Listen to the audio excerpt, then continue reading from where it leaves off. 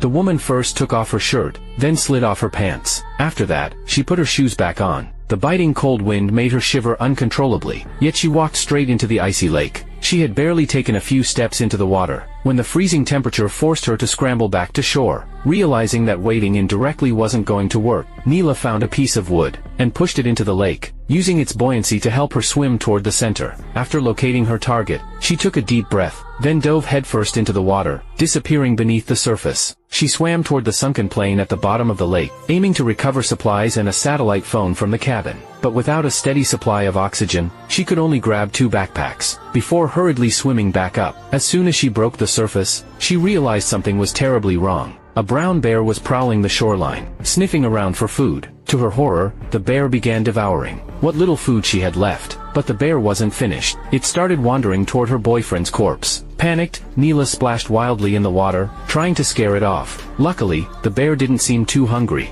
After sniffing the body and finding the scent unappealing, it lost interest, and slowly disappeared into the woods. Only then did Neela let out a breath of relief. Once ashore, she was overwhelmed with fear and sadness. To prevent something like that from happening again, she quickly dragged her boyfriend's body away, and buried him in a safer place. Back at the camp, she inspected the salvaged supplies, but all she found in the first bag were a few soaked pills, a broken charger, some sewing kits, and a pair of glasses. None of it particularly useful. She pinned all her hopes on the second backpack, but when she opened it, it was stuffed with neatly bundled stacks of $100 bills. Neela was crushed, but then, the cash sparked an idea. Using the glasses as a makeshift magnifying lens, she focused sunlight onto the money. Soon, a small flame flickered to life, a symbol of hope. Overjoyed, Neela danced and jumped like a child. She found a piece of metal debris from the plane, and hammered it with a rock into the shape of a pot. Then she poured lake water into it. Before long, the water was boiling, steam rising into the cold air. Neela was thrilled. Once the temperature dropped to a safe level, she drank deeply,